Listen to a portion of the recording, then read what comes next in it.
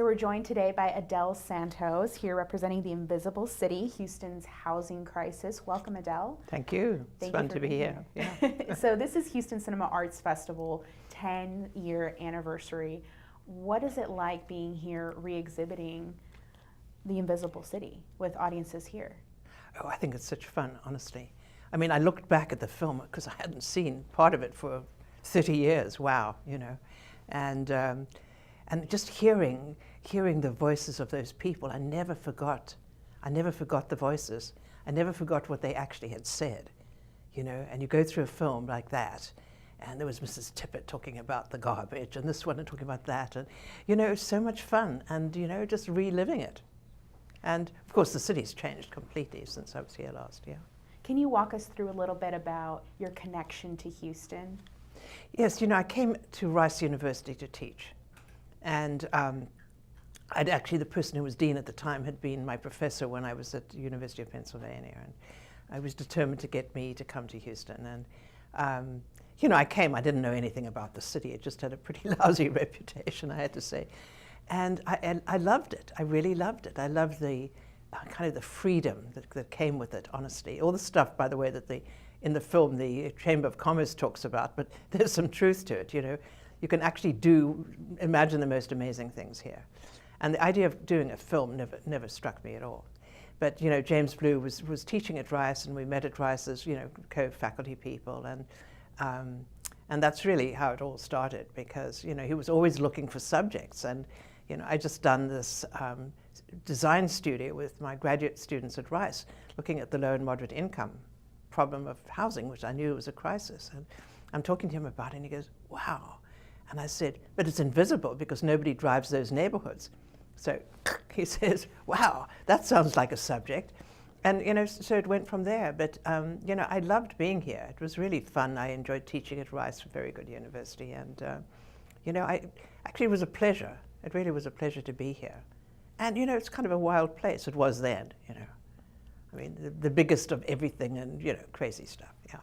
How do you feel about Houston Cinema Arts Festival's dedication to combining art and film to bring to the festival? Oh, I think it's amazing. You know, the more that we have of this interdisciplinary look at things in the world, the better, yeah. So I want to talk a little bit about the interactive public television series that Invisible City started out as. Right. Can you tell me a bit about the genesis and the driving force behind it? You kind of touched on it before. Well, you know, James had done Who Killed Fourth Ward. Mm-hmm. And, of course, there was a sort of a whodunit. So the idea of the Invisible City was another sort of whodunit. So James said, you know, we don't know the answers, we know what the questions are. And so the idea of then engaging people in the process was really important to him. And he was a filmmaker who believed that making the films, all of the filmmakers were evident. So, I mean, I didn't expect to be on the screen ever, or to be interviewing people, etc. And so we were part of the film. And then getting the feedback from all of these people. And I mean, wow, you know, we did some research, but we had the most amazing interviews, honestly.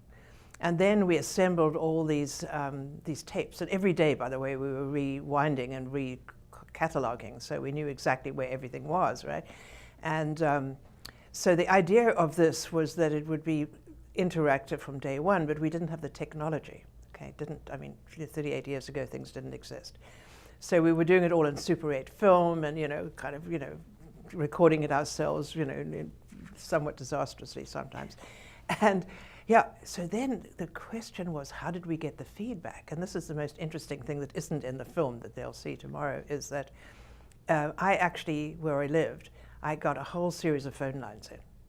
And my friends would come on a Monday night, I think it was Mondays, and the way in which we could film this, because we couldn't tape it, right, was that our friends would say, you know, oh, hello, yes, what's your question?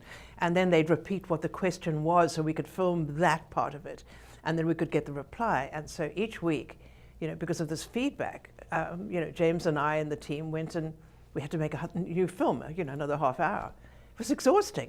Because, you know, this is sort of how the way the film went. And then we also had the humanists who also were part of this. So we were getting dialogue and feedback, incredibly important, as we, you know, sifted through this impossible story, actually, which is, you know, criminal in a way. Mm-hmm. Yeah, the lack of housing, mm-hmm. and the state of the housing. Were any changes made since it originally aired in 1977? Not really. You know, there was a summary.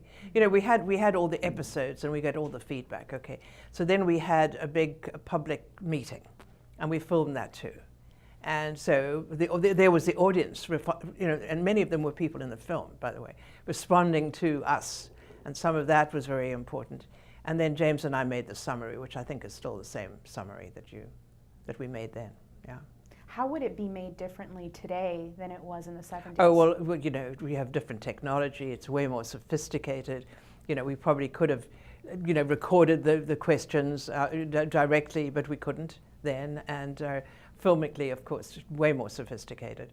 I mean, you know, Super 8 did the job, but my God, you know, it's only so-so. Yeah. Yeah. So how do you feel the Houston housing landscape has changed since the 1970s to today? Well, I'm told it's kind of depressing. It hasn't changed much, you know, hasn't really changed much. And it's difficult to know how it could, because you have to deal with kind of public attitude. And turning that around is, you know, it's politics, it's very complicated. But the sociology of the city has changed a lot. I think the newcomers have been good for the city, you know, and there's just, you know, you can tell by the kinds of restaurants that are here now and the arts events, and it's a way more sophisticated place than 40 years later, you know. Yeah. James Blue was at the forefront of creating documentaries to shed light on social issues. What was it like working with him on this project? Oh, it was so much fun, because I completely believed in the ethos of what he was doing. I used to say to him, "You're so lucky that, you know, your life work and your personality, it meshes so well, because most of us do jobs where it isn't a complete mesh." But there he was able to express what he wanted to and ask the big questions he thought were important to have answered. Yeah. So what was the philosophy behind filming this as an interactive public television series? Well, because we thought people needed to know what was going on, you know, because you talk about the housing crisis, they have no idea. If they haven't driven those neighborhoods, haven't seen what happened to the houses, had no idea why these things happened, you know, it wasn't that complicated actually in the end to understand how by, you know, annexing pieces of Houston that never went through, you know, a process of control, anybody built anything out on the outskirts. And what was sad was that most of the houses were owned by these low-income folks, but they never knew how to maintain them, you know. Right. Yeah. The festival premiered the documentary Citizen Blue on opening night, which follows the life and career of James Blue. What lasting impact did he have on your life and career? Well, I actually did almost think I'd be a filmmaker after that. But then I went on to Harvard and, you know, became a professor there and so on and so on. So, no, in fact, the funny thing is, I was describing to some friends, I just put on a big conference on housing, and it was about affordability, and it was global. And my friend said, "Wow, you're coming back into the circle of the same sets of things," because it's always been my concern. You know, it's simply that I believe housing is fundamental to a productive life. And if you don't have good housing, how on earth can you be a productive person? And, you know, so, you know, that whole belief I still have, and I've been promoted it wherever I could, yeah. Is there a solution to this problem, to the housing problem? No, it becomes political, honestly. Where's the money? Who cares?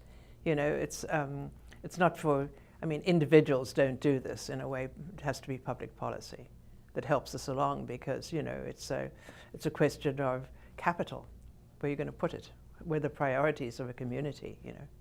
And, you know, not having zoning and all that stuff doesn't help here at all, yeah. So what about Houston makes this issue prevalent in the city? Well, if you know that film, honestly, and you know Invisible City, because in the end, our conclusion wasn't about housing per se, it was the lack of public policy and its implementation. And that's why the city flooded. That's why there are loads of things wrong, just because if you can't look ahead and plan ahead, you know, then the unforeseen happens all the time. I mean, the flooding was a good metaphor, by the way, because we had a couple of 100-year floods in the same year that we were making the film, which made the point quite potent. What would you say is the most important thing that you took away from this entire experience, filming this in the 70s? Well, I mean, at one level, how tough it was as a problem, even when people understood it or cared about it, It was still tough because there was never enough money. In the United States, by the way, one of the wealthiest countries in the world, never ever solved its housing problem, regardless of Houston. You know, there were never enough units that were affordable. There was never enough good policy. I think the last time was Lyndon Johnson, who actually had a program talking about decent housing for everybody, you know. And then, of course, you know, the democracy changes. You know, suddenly it's one party in power, not another. And no, it's kind of, I think, a bit of a national disgrace, you know. And part of what I just put on this big conference, and we mapped global conditions, like, for example, the one being, what are the countries in the world that believe affordable housing should, you know, is a really important issue? And of course, on the screen, the US is blank, right? And then how many units have actually been built? You know, we look pathetic. Then, you know, who's living in squatter settlements, you know, and, you know, but the world is actually, it's a global problem. It's not just a US problem. But, you know, we are the ones that could solve it, but don't solve it. Yeah. How did your perception back then, being an architect, inform the way that this project was filmed? What role did you play? Well, I was, you know, I had the research. I mean, I knew the subject. I knew who to go to talk about it. You know, James had, honestly, the methodology, the experience, you know, the structure of the film is entirely his. You know, I was part of the facilitation, if you will. Yeah. What do you hope audiences take away from watching it now in 2018? Well, you have to wonder, because have things changed fundamentally? No, they haven't. That's the problem. Yeah. So thank you so much for your time and for being here and for talking about the re-exhibition of this very important and culturally impactful series that is basically a legacy here in Houston. So thank you so much, Adèle Santos, for stopping by to talk to us. Oh, thank you. I've enjoyed it.